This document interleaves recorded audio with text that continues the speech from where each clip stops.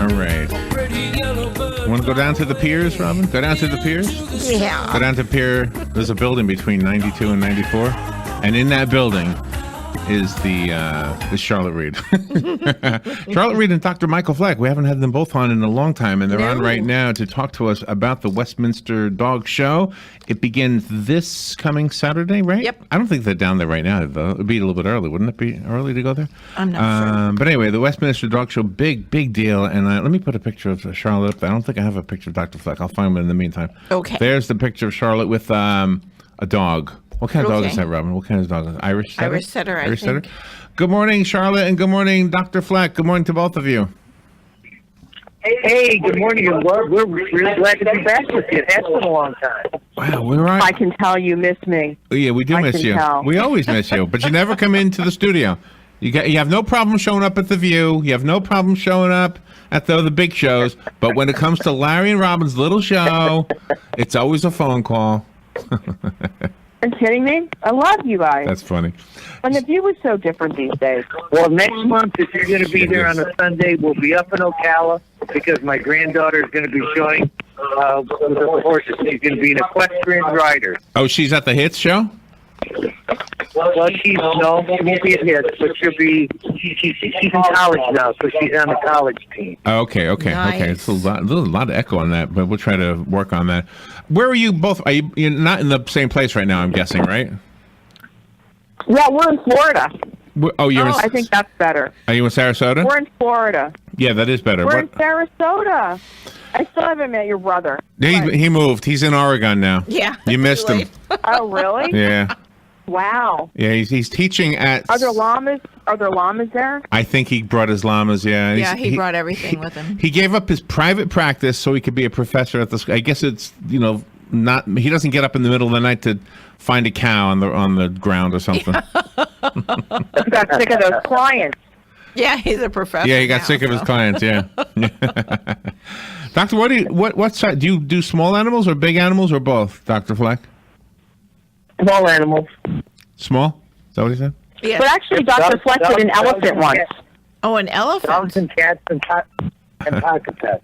No, a long time ago, he managed the health care of an elephant. So tell me about the show. The West.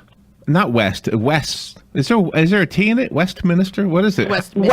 Westminster. Minster. What does that actually mean? Do you know?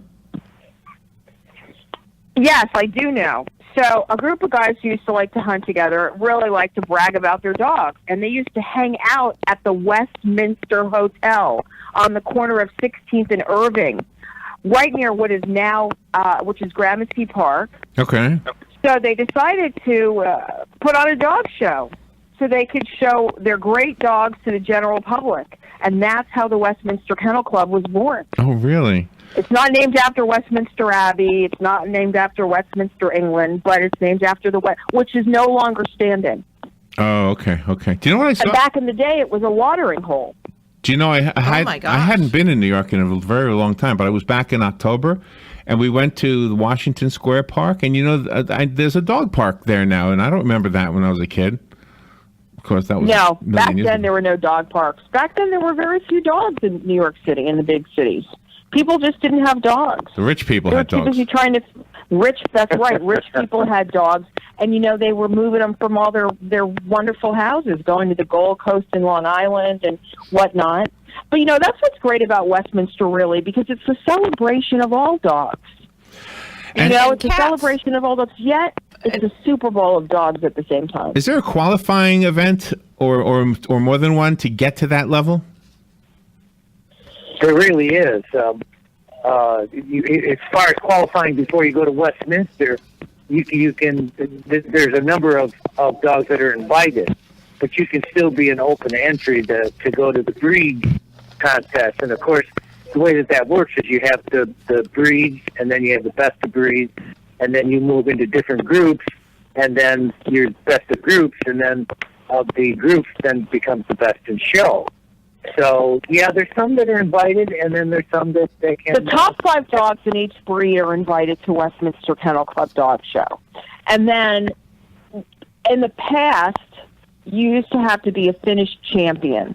Now, you can have a few points on your dog and show your dog at Westminster and breed, then group, Really? then Best in Show, which takes place on Monday and Tuesday night, and then Best in Show is the finale of all 7 groups at about 10:30 at night on Tuesday. Does a dog that reaches that level have an attitude? Well, he has to want to show. It's like you have to. I mean, look at Tom Brady. He wants to play football. What did they say to him? Michael was telling me the other day. They said, he said, which is your best Super Bowl ring? Which is the best? He says it's always the next one. The next one, yeah. So he's sure. back. Sure, yeah, so right. It's the same thing. You got to want to play. I thought they asked him if he smelled. No, they did that. That was before the Super Bowl. That was before the Super Bowl and the millions he made for his great commercial. Where he stole the. Do you know he stole the pan? Did you see that commercial where he stole the pancake from the dog? Yeah, I did. I did see that. Yeah, yeah. I mean, still feeding the dogs out of their due. That was funny. That was an Intel commercial, wasn't it? Intel, something like that. It was an Intel commercial. Yeah. Are the dogs checked for steroids and things like that, just like the human people are?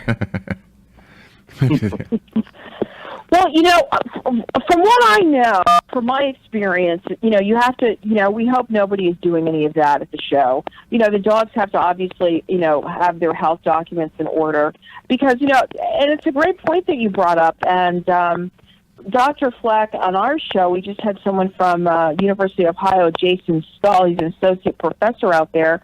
And Dr. Fleck, why don't you tell them what Dr. Jason was talking about the diseases at dog events? Yeah, well, he was talking about some things that we really haven't thought of much when we take our dogs, our pets to any outing, whether it's down to the market, the farmer's market, or whether we're taking them to a pet contest show. And that is that we're actually exposing them to other dogs and other potential diseases and other issues.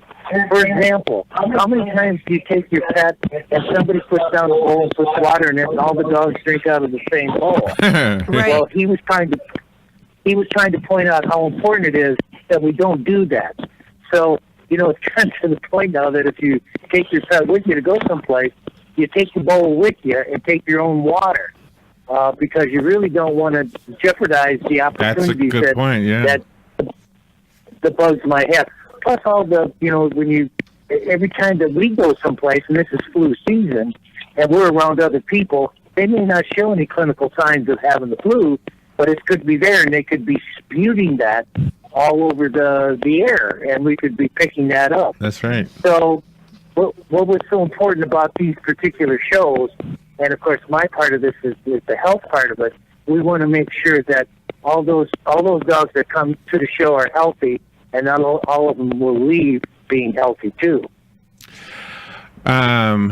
Robin's daughter has a border collie, and Robin is babysitting or dog sitting the dog right now because Robin's daughter is in New York right now. That's right. She's having fun with her brother. All right. So the border collie doesn't qualify for whatever because the stripe of white. The strip of white on his head is not as narrow as it's supposed to be. It's a little too wide. Yep. Isn't that being a little picky? He's discriminated against. What? No, I mean, there's a standard for the dog. So, I mean, that's why it's really important that breeders breed, not only for appearance, but also for sound mind and body. And there's a standard, and that's what the judges really look for. So imagine this. There's 65 golden retrievers being shown. That's a lot of dogs.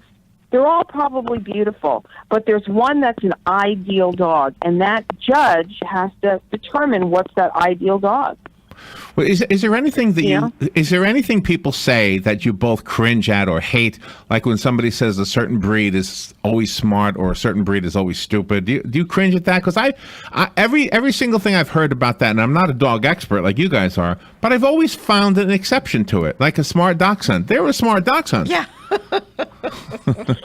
You can't listen to that. You just have to celebrate. I mean, some people, it's like kids if you have kids. Some people like kids. They don't necessarily like other people's kids, okay? That doesn't mean you should necessarily insult that particular breed of dog or insult that kid. It just might not be the breed for you. Accept that and move on. I mean, of course. Well, We I love believe dogs, and we're always surprised by the things that they do. I mean, look at, for example, agility. Who would think? We were talking to someone the other day, and they were telling us their pug competes in agility. Pugs are short, kind of stocky and low to the ground. Or you have a Papillon, or you have a Great Dane that competes. It's exciting to watch a dog be athletic. It's exciting to see all these great dogs and the people, and to learn about them from their handlers and breeders and owners at the show. So we always try to give all dogs a chance. But in my practice, every pet owner that brings the pet in feels as though that their pet is the brightest, the most attractive, certainly the greatest dog in the world. And you know what? I agree with them. A true champion, right, Dr. Fleck? Keep back. When you have female dogs competing, are they allowed to compete after they have puppies, or do they need to not have puppies before they compete? Most dogs who are showing actively, who are competing at Westminster Kennel Club, are in the early stages of their career. If they win and they retire out as a great show dog, that's when they retire and have puppies. I've never seen a bitch or a dog that had puppies before. Well, that's not necessarily true, because one of the oldest dogs, Stump, he was 10, so he sired a few litters in his life. He won about 5 or 6 years ago, and he was the oldest dog that ever won Westminster. He was 10 years old, believe it or not. Oh, wow. But, generally that's what happens. Like Sadie, the Scotty who won about, 4 years ago, she retired and went on to have puppies. CJ, who won last year, he's the number 3 dog in the country in terms of points, more or less. He was toward the end of the year. And his owner still wants to show him. She wants to make him the number 1 sporting dog and German short-haired pointer of all time. So that's kind of exciting to see. There's some, that's really what it's about. All these great dogs and really being able to interact and cheer your dog on. Vegas, actually, Steve Aiello, who runs a sports book at the Wynn, does an unofficial, non-monetary review and always picks his top winner. So I think Preston the Pulley is the number 1 dog in the country. So we look for Preston. He is dark, he's black, and has cords. So it'll be an interesting new dog. But then there's some other great dogs. There's like Timmy, a Springer Spaniel. I think he's in 4th place. You've got Striker, a Cocker Spaniel, Queenie. You've got Devlin, a boxer. And then you've got Viddy, the Boston Terrier. Oh, so these dogs, they're not even... They're famous. Yeah, they're famous right now, and they're not even in the preliminary competition yet, because it doesn't start for a few days, but they're already being bet upon and singled out then. Yeah, they really are. And, it's interesting. To have a good show dog, one has to campaign. Like everyone's seen Preston. He's been all over the country. He's won 1 trillion best in shows this year. He's done very, very well. He's got a good handler. Some handlers are, who have won in past years, who are known more than others. But really, campaigning a dog at that level takes a lot of money, because not only are you going to the shows and paying the handlers, you're also doing an ad campaign in some of the dog show magazines so that people become familiar with your dog and what they've won. So, you can spend up to $100,000, or you can spend, a few $1,000s if you're showing your own dog. Wow. We have a lot of listeners who are very familiar with what the two of you do, and I know they were looking forward to hearing about the Westminster Dog Show, so I want to be sure to give them the information so they can find out how to watch it and what to expect. But before we take the break, I have one quick thing I want to tell you, a funny story.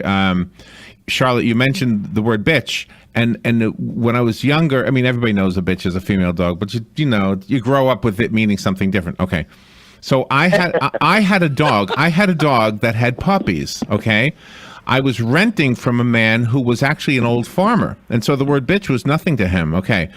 So when the dog had puppies, I said to him, "Hey, my dog had puppies, and had 7 puppies," and he said, "How many of them are dogs?" I said, "They're all dogs." What do you mean? They're all dogs. What are you talking about? Isn't that funny? Yeah. That's funny. Can I ask you? You always say something that I got to steal. Oh, you steal it. When you asked me, do I always call Michael Dr. Fleck? Uh-huh. I do. Do you really? I still do, and I think about that. I mean, I can't even tell you how many times a week I always think about what you asked me, that question, Charlotte. Oh, really? And I remember I was speechless. I had no answer for you. It was the first time I've been speechless in a long, long time. I saw you, by the Boy, way. that's for sure. I saw you. I saw you at Halloween on on a TV show, and I was so jealous. I was wishing we had a TV show. I love the fact that you can show some of the things that you. I mean, radio just is limited in that way, but dogs and dog accessories are so visual. So maybe one day we'll get a TV show. Who knows? I'll come to you for Halloween, I promise. You've promised before, Charlotte. I know, and eventually I'll make good on my promise. Dr. Fleck is laughing, Robin. That's right. He knows. All right, hold on. Let me take a little break, and we'll be right back. I want to make sure the listeners know how to watch the show and what to expect. We'll be right back. We only have 5 minutes left. I always love these conversations. Charlotte Reed, one of my favorite guests. Dr. Michael Fleck, one of my favorite guests. I just love these conversations. And if you are a pet lover, dog lover specifically, the Westminster Dog Show begins this Saturday in New York City at Pier 92 and 94. There's a building that connects the two piers, by the way. It's not actually on the piers, right? Am I right about that? And then Madison Square Garden, right? And so is it all the same day, the same place? Where is it more than a one-day event? Yes, it is. So on Saturday, you have Meet the Breeds, and you also have the Westminster Masters Agility Competition. So that's exciting because you have all the breed clubs dress up their booths, and there's actually a competition. The booths are all decked out or zhuzhed up because they really want people to understand the historical or cultural perspective of, where these dogs originated from. And then this year, like last year, they're showing cats as well. So if you're a cat lover, you can go by and meet the breeds. That's Westminster Kennel Club with the AKC, sponsored by Purina Pro Plan. And then you have on Monday and Tuesday, you have the Masters Obedience Championship with the confirmation. And 92 and 94 during the day is the breed competitions. Then at night, on Monday and Tuesday night, we go to Madison Square Garden. If you're watching from home, it's Fox Sports 1 and Nat Geo from 8 to 11. And then if you want to watch live streaming breed competitions, maybe you're at your desk at work, or you're hanging out in a Red Roof Inn. I heard that commercial. You can go watch on your computer and enjoy and cheer. How does how much does it cost? How much is a ticket to go see it? Lots.